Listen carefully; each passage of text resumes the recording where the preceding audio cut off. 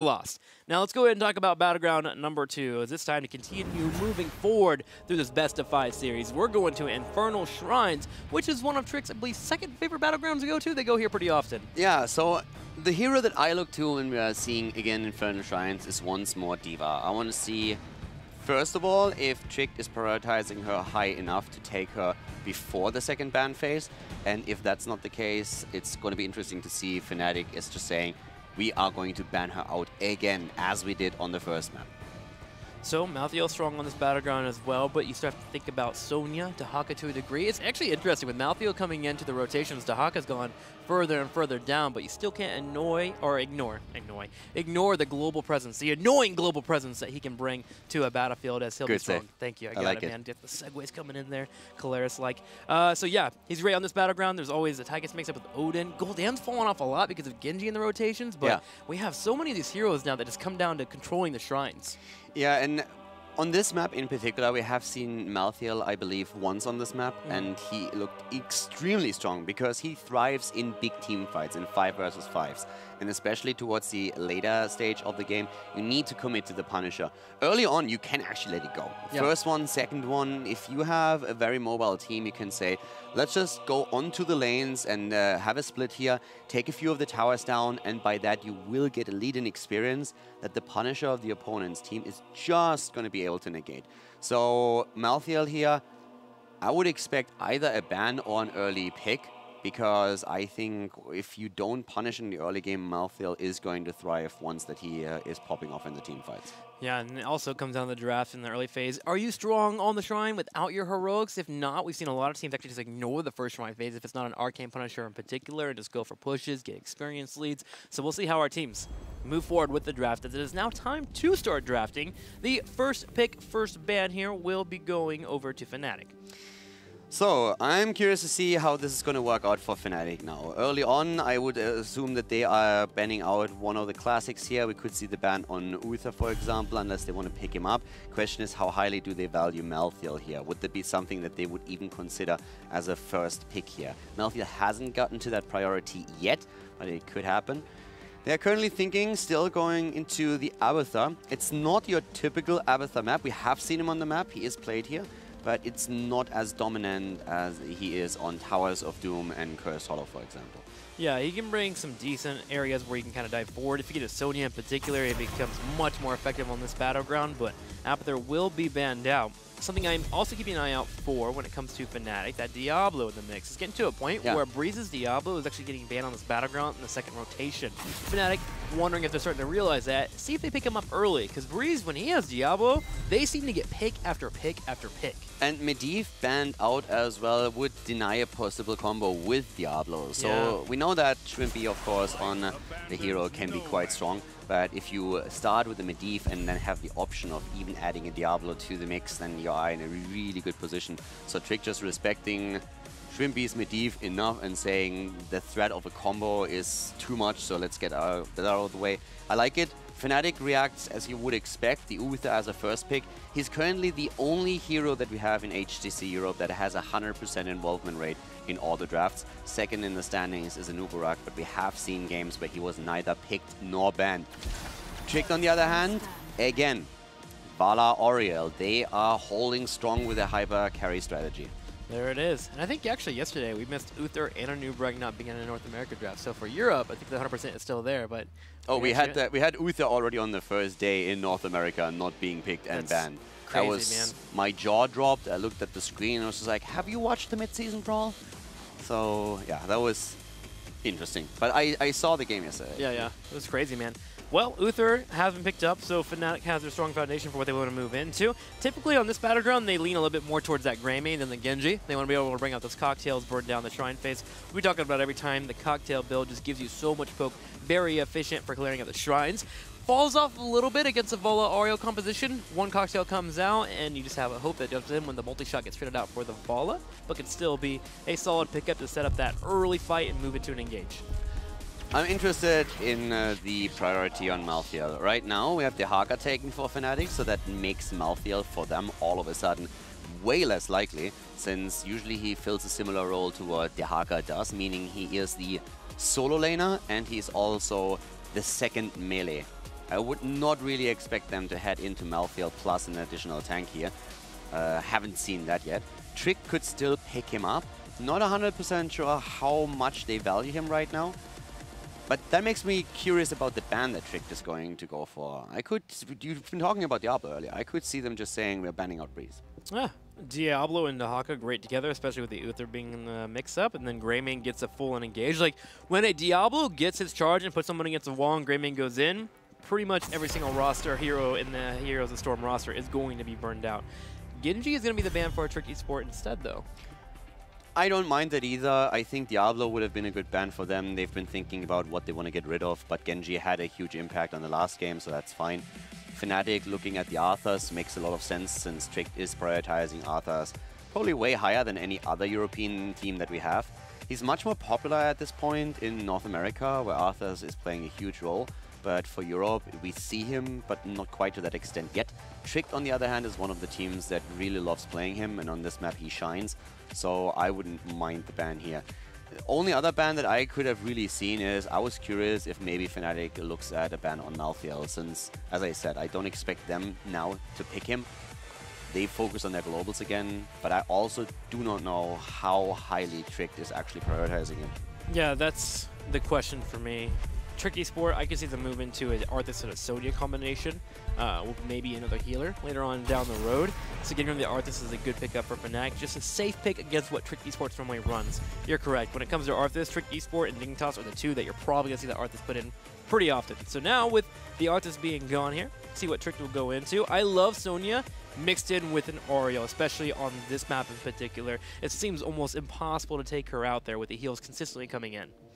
Sonya, you could even go, if you want to play the double support, Tacita is open as we see, so you can go Tacita, but you could even go into, let's say, a Rega plus the Oriel, get the Sonya and another tank, have a lightning shield on the Sonya on top of it, and the panic button with the Aegis plus also the Ancestral. Unkillable. That would definitely work, so it makes it really rough. Another hero again is the Malthael, but I have to repeat it, I do not know how highly Tricked prioritizes him, and I actually think that at this point it's not a big part of that draft yet. So they go into the Rega, as I just said. I would like the Sonya with it as well. I think if you now have both of these, having a double frontline that can go deep is great. But they go for the Diva first of all, so they pick Alex Hero. It's safe to do that too, since Fnatic is very unlikely to go now into a main tank plus a Malthael or the Sonya. Yeah, I do think Trick Esport, as Sonya comes off the board for them with that Diva pick, Diva and Sonya together just doesn't give you that straight, strong, durable tank that you want in that front line. See what Fnatic's going to pick up now, though. Will it be the Diablo we were talking about earlier? Get those fights to really pop out. Diva can be a bit disruptive with Diablo, but still manageable. Still get the fights that you would like, especially when you get the pick up on the talent where you're able to throw people twice. Now, the thing is, if Fnatic picks Diablo, I would prefer... Okay, so they go into a Nubarak plus Falstad. I would prefer the Malthael way over a Sonya if Diablo is picked, which is not the case, since it is just the percentage damage here. But Nubarak is taken. Very late pick, and you can see how a Nubarak is starting to fall off a bit. But we have an Illidan instead. Okay, that works, of course, too. Very similar to... In terms of trying to keep him alive, very similar to the Sonya here. Sonya has more Shrine presence and more clear there. But Illidan is, of course, really strong, as we've just seen yesterday when TGG was playing, also when they played against Dignitas, for example. And if you have the double support, then he is super easy to keep alive, especially with this. You have a Lightning Shield on him, later on you have the Earthen Shield on level 13, and you have on top of that the Ancestral. Actually thinking, could they go into Bloodlust? I guess they could if they really wanted to. I am much more of a fan of the Ancestral with Illidan, since it's much easier to keep him alive. But they have the auto attackers that would, in theory, allow them to go into a Bloodlust. Problem then again is you are up against a Falstad, so once he sees the Bloodlust, he just gusts and you just wasted a cooldown. And I also like the Illidan more instead of the Diva and Sonya. I feel like there's both a little bit less durable than you would like, and they have a hard time on that front line. But Illidan can jump in, cause a lot of chaos, and if Dahaka misses out on the tongue, or essentially the isolation, we're seeing a lot more isolations against Illidan. Diva can just charge in and set up that fight. Let's go ahead and go into game number 2. It's Infernal Shrines, our two teams facing off here. Can Tricked Esports tie it up, or are we going to have Fnatic continue to move forward? Game number 2, everybody. Fnatic is going up against Tricked, and they are in the lead. The Swedes to the left in blue with Breeze on Anubarak, Quacknix on the Bird, we have Wubi on Dehaka, Smexy on Uther, and Shrimpy this time on Greymane. On the right side, in the red, Crosby on Vala, Make on Rhaegar, Rimmer playing Illidan. We're going to have Alex the Proji back on Diva, and Nape will be playing Arya. So we have, once again, for Quacknix, we have him with the Season Marksman as a level 1. You know, we talked a lot about his level 13 when he oftentimes, even with an auto attack build, goes into the Airy Gust. I have seen him in a lot of games just switching more and more into the Giant Killer. So I'm really curious to see what's the choice going to be once he hits that level, since he's really playing just simply with both, depending on how he feels. But he's definitely started to make a bigger switch with an auto attack build into Giant Killer. Question, of course, still remains, does that front line that we're seeing for Tricked at this point really make that necessary? But in terms of talents, outside of the Season Marksman, we're also having for Rhaegar the Wolf Run taken, so a bit of additional speed here. Wolf Run, helpful there if you want to be able to get close to your teammates to chase up with that Illidan, but also be in a spot where you can juke out the Dehaka tongue, also that Uther stun. So allows Rhaegar to be effective and move forward with that Illidan. Speaking of Illidan, top lane taking some major harassment. Smexy will come over for a heal for Wubby, but Quacknix starting to control this top lane as he'll be able to start moving forward with Smexy on the side. We have still the rotation here between the mid and the bot lane for Trick. The top lane pressure is quite annoying for Illidan. It's really annoying for him to deal with it, but Rhaegar is helping out, so that helps a lot. But you can tell that Rema Baller is starting to struggle here slightly. If Illidan goes up against Falset alone, it's absolutely not an issue for him. But once that we put Uther into the mix, you not only have the heals, but you have all of a sudden the stun against Illidan, which gives Falset the opportunity to put some free damage on him. Yeah, because you can't go in for the harassment and trade out. Speaking of trade outs, there's going to be no trade for Tricked Esport as Fnatic gets aggressive. Breeze comes in with the Burrow charge, and Greymane helping out will secure the kill on Vala. It just shows one of the beautiful things if you are able to have good communication with your teammates. It's just fantastic what a good gank can do. That was very well coordinated here. Breeze starting in, getting the first stun, and we have, of course, Dehaka with a tongue. And just syncing all these abilities up, this is one of the most beautiful things in Heroes of the Storm. When you have a well-coordinated team just showing off how well they can coordinate all these abilities. Teamwork, man. Such an awesome thing to sit here and all and just enjoy it. Fnatic will be able to push in the top lane as they're going to go ahead and forfeit this shrine on the bottom. Talking about that in the draft and how your team can really move forward with those type of decisions. With an Illidan and a Diva on the shrine phase, you can do pretty well with the multi-shot build coming online for Vala for clearing it out. So they decided to go ahead and just grab experience elsewhere. And you can see the results. Look at the top. Yeah, 5.25 to almost 5. I actually still like what we're seeing for Trick, because let's not forget they are getting the Punisher at the same time. So they might be in a position where they lose the fort, but they should actually get a lot out of the bottom push as well. I would even have liked them to... Okay, they focus into the middle towers now, first of all. Rema is still the one who takes care of the Punisher, but they have taken out 2 of the lanes already, or 2 of the walls, and now with the Punisher, they should be able to get the fort at the bot lane. Wow, Alex Brogy moves up there with Diva and is able to slow down the fort being grabbed overall. With the double global, they'll beat him over Fnatic. They're able to rotate down to the middle here and the bottom and look for a fight. Crosby, though, having no fear with Nape on the backline and Make too with these heals. He steps forward and they're going to get the fort. Look at that. You're right. They get the better exchange. Yeah, I like it a lot for how they approached it. So Trick didn't panic when they saw it. And that is one of the biggest things. If you panic, you are in trouble. But now all of a sudden, Fnatic is the one who is suffering here. They might hit the earlier level 7 because they have Greymane at the top still adding value. But if you look at the structural perspective, then we are having Fnatic in not really a bad spot, but they are definitely quite a bit behind. Slightly behind, as Tricked Esport will keep moving forward. They head to the middle lane to break open those walls too. Quacknix will be here to defend. But things will get better for Fnatic at 10. I mean, you always have the power of Cocoon, Mighty Gust as well. You have Uther and being able to bring out, I'm assuming, a Divine Shield here to set up his team. Greymane and dive back forward to be alright, but Tricked Esport, their early game in these last 2 games has been really something that they've been working on. Yeah, I like what Tricked is doing here. So Fnatic, of course, still the favorite. They are one of the best teams that we have, if not the best right now, and their coordination is fantastic. But we have Tricked trying to give them a run for their money here. Nappe in trouble, but Whoopi also falling low, and so is Shrimpy. Greymane is going to die, and that's the kill. Tricked takes the first one, and they are aiming for number 2 as Whoopi finds himself still very far out. Illidan jumps in, eager to finish him off, and he does. Look at that. Tricked esport with 3 kills to 1. All 4 people nice and healthy. They're going to group up in the middle and start breaking down that well at the very least, and even getting damage on the fort if possible. Alex Aproji and crew looking to put up a fight against Fnatic. Meanwhile, Falstad will rotate to the bottom. Can't really defend this middle lane too much, so you might as well get experience. But that fort, it's actually going to die. Yeah, fort is going to fall. Trick is playing this really well. Also, take note of Uther holding back his level 7 talent. It's a bit old school here, waiting for Illidan to show if he wants to go for Metamorphosis or Hunt, so he can decide if he wants to go into Cleanse or not. This is one of the things that we have seen even in Alpha. Back when Tyrael with Judgment was a big part of the meta, most of the support players would hold back their level 7 until the opponent hits their level 10, and then you need to make a choice. Do I need my Cleanse or do I not? And this is something that we see from Smexy now at this point too. Remember, we're soaking the top lane nice and procs here to push in with the Mercenaries on the right side with 9.5 experience to 9. Tricked esport has a decision to make here. Do we fight over the Shrine, or do we try to soak to level 10? And they've decided to go ahead and grab the Punisher in the middle. Illidan will start it, while Fnatic goes with the latter of the options. So they grab the top lane and the bottom with Dahaka, soaking both lanes. And if they hit 10, they can go for an engage. But Fnatic might not have the chance as Trick comes in for a rotation. Can they get Wubba? Yes, they do. And Tricked esport is just running with this game right now. Yeah, they're doing well, but let's not forget that Fnatic is also still on the same level in experience. So Hunt has been taken, talents have been chosen here, and now Smexy needs to soon make his choice. He's still waiting for it. We're having also the Cocoon taken.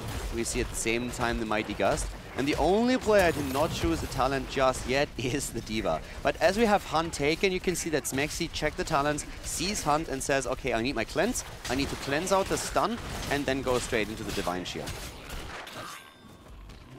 Tricked esport will grab the Punisher in the middle. With Fnatic slightly ahead in experience because he killed the fort in the bottom, they're going to be okay here, but defense needs to be important. In all honesty, major push for Tricked esport may be a bit difficult unless you get the pick, but Bala for sure gets on the outskirts and pokes him here. Thing is, Shwimpy, his clear is going to be very solid here to be able to clear out those minions and also work on that Giant. We have Fnatic just showing off their globals once again. It's what they love to do. Fnatic has taken a lot of value from the side soak, which is the only reason why they're still even in experience. It is actually really impressive that they are still on the same level as Trick, considering how many of these Punishers went over to the red team and how well Trick played in those fights. But Fnatic is using the Dehaka and the Falstad. This just is a lot of game intelligence, and this is one of the things that we oftentimes do not see in badly coordinated teams. You need to look at your composition and you need to understand what is my strength. How do I play around it? I have 2 globals, but I get wrecked in the team fights. I can play patient a little bit. But now we're having the fight, being forced by Tricked. Bunny Hop will be used as well, and Fnatic, with that cleanse coming out instantly, will be able to walk away from the fight. Tricked esports is now getting dragged into a fight. Can the self-destruct go off for Alex Aproji? No, he misses out on it. Might not have had it available. It looks very close, though. Quacknix on the right side is working out the damage, but with Strafe being used, Trick come in, and they use 3 of their heroics. With the Mighty Gust being used, though, Fnatic at least gets their disengage off. Now, the Gust was a bit surprising to me. I don't think that was needed there. They might have just been afraid of Illidan making a move once again. But for now, we have both teams on level 12, Fnatic even a little bit ahead. But it comes down to the structural advantage that we see for Trick. It's a small one at this point, since Fnatic has done well with Dehaka and Falstad, but this is really what we have to watch out for in the game now. So, yeah, let's see if Trick can follow that through. Keep in mind, Fnatic, all they need is one good team fight, and they can start to completely snowball this. See if they can get it here, as they're hoping to stay ahead and experienced. Pretty close against Tricked esport, and Tricked has actually started to slow down their aggression. They started to peel Illidan off, and that's fair there. With that Hunt being available, you want to be able to make sure that he can float into the fight. The goal for both of our teams now, get 13 before the next Shrine activates so you can be at a talent advantage. Alex Aproji charges forward, sees Smexy, decides to pull away there as Crosby wasn't close enough to fight. Shrine is activating in 3 seconds. Illidan was at the top lane, pushing it out, making sure that if Fnatic rotates a global top, they won't pressure the keep just yet. He can always hunt in, and he will soon. 13 talent is ready. That's a big boost also for safety for Illidan, thanks to the Earthen Shield on Rhaegar. And they're starting to go in, trying to apply some damage once more. But Quacknick's already pressuring the bot lane, taking the 13 for themselves. But the lead in minions goes to the blue team. Here comes the isolation and the kill against Rhaegar. The isolation goes off, but D.Va self-destruct also about to pop too. Barely Shrimpy will get out. They turn around, they focus Crosby. Age to be out to save him alive, but silence is used and Nape can't bring out the heals. Tricked Esports loses 3-member, possibly a 4th here, as Alex Saprogi on D.Va is going to bunny hop to his death. Shrimpy should be able to finish up that kill, and Fnatic will be able to take multiple members and push on the bottom right. They just go straight to the bot lane. I want to once again highlight how cool that last moment was. If you didn't see how they initiated it, what they just did is they went in with the Haka, got the Tong connected, and once the Tong hit, that's when the Gust came out. So you have the one target completely isolated, everybody else is pushed away, and then they could kill Rhaegar. And that is just perfect synergy.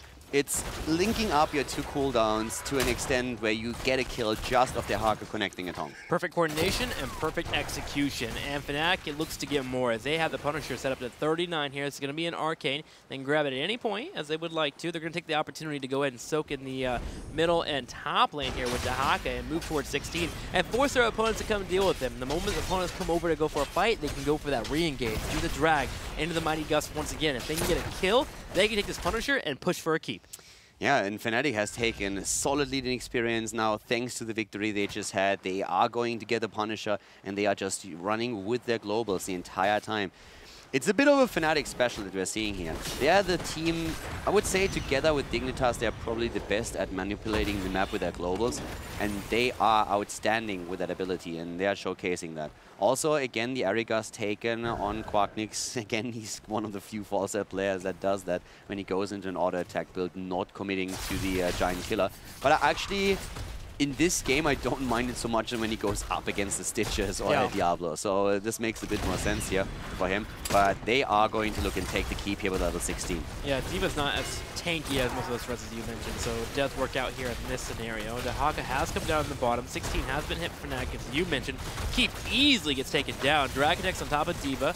The Aegis will pop out. Rimmer charges forward with the Hunt. Here, self-destruct. Can Fnatic spread out? The Gust pushes it away, and the Divine Shield will allow Shwimpy to continue auto-attacking. And there goes Illidan. He's low, but he's able to get out. The Ancestral barely missing. He walked onto the Sentry, and the Sentry took him down.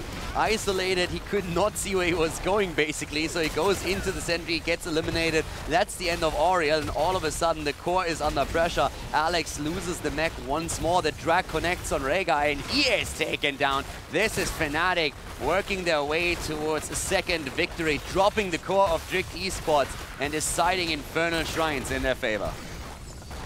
Fnatic with a 2-0 over Tricked Esport, looking for a third on our next match, but so far it's been the same story. Early game, Tricked Esports knows what they want to do with their composition. They push forward, they get major advantages, but when it comes to coming into the mid game, once we hit level 10, Fnatic knows their power spikes, they know how to execute, and they have gotten multiple kills and multiple team fights to go their way because of it. Yeah, exactly. So, Kafafe. Kofefe. Not quite. I'm getting the pronunciation Your meme game needs to be a little bit more on point. I'm not quite Dread levels, you know. No one is. I'm way down here when it comes to memeing. But coming back to the last game, the globals manipulating the map with them, that was really the key part of what we saw from Fnatic. But also, I absolutely love these Tong and Gust isolations. They are so cool. If you see teams pulling that off, it should be one of the things that comes natural to most of them, but it's just, if you don't communicate that immediately, it all goes wrong. But in this case, what we saw is you just will be going in saying immediately, guys, I got this. Yeah. And then Quacknix, he knows what expected from him. They pulled it off so many times. I've seen them in games where they just simply jump with two heroes onto a lane. There's the Haka burrowing in, the flying from Falset, and all of a sudden you have drag Gust kill. It's absolutely beautiful to see. There's a visual element to it, too, where you see the drag go off and you pop the Mighty Gust, but there's also a trust element. You know that Whoopi's going to go in there and grab that drag, and you have to snap decision and go for that Gust, or you miss out on that kill completely. So that just shows how much camaraderie Fnatic has as a team. And that's why they're able to pull off these combinations all the time. I mean, Diablo mixed up with the Greymane Cursive Bullet, that happens very often. Have you seen Shwimpy and Breeze play together when it's Diablo and Li Ming? It's almost unreal how effective they can make those two heroes be. The one cool thing is what a lot of the teams actually do, because people are always talking about, okay, how do you actually scrim? So when you're practicing these comps, most of the players don't even do that in scrims. They are going as two into Team League, into unranked drafts, and they are just saying, hey, we will combo this one thing off. For example, back when Varian and Liming was one of the key aspects, it was literally people just queuing up as two and saying, okay, we're going to play Varian and Liming, and the only thing we're doing the entire time, we're going to go for the charge, and you hit a combo with the Liming over and over and over and over again. And that's how they practice just that one setup, the one mechanic, the timing, and then once they're going into their scrims where they play against another team and get their training in, then they're trying to apply the to an actual game there. So it's just something that you have to start learning with your team members. Same is also true of Stitches and Malfurion. We talk about that all the time. Yeah. That root has to be there once the hook is thrown out so that you get the timing right. Practice makes perfect. And we're looking for Fnatic to maybe get a perfect 3-0 today. We'll see if they can do it right after this commercial break. We'll be right back.